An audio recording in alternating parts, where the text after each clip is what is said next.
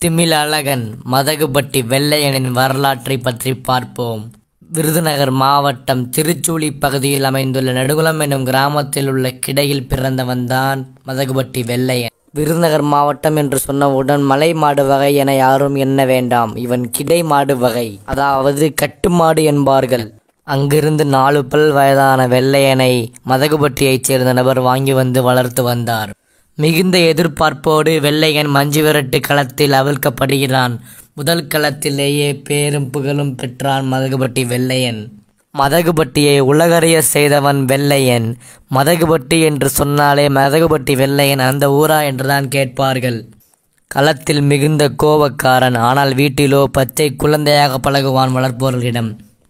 வெள்ளையனை திமிலழகன் எனவும் கூறுவார்கள். காரணம், அவனது திமில் சற்று பெரிதாகவும் இருக்கும். அது மட்டுமல்லாமல் திமிலில் வர்ணம் பூசப்பட்டு மஞ்சள் சிவப்பு பொட்டு வைக்கப்பட்டு ராஜ தோரணையில் காணப்படுவான். தெய்வத்தை காண்பது போலவே இருக்கும் வெள்ளையன் நடந்து வந்தார்.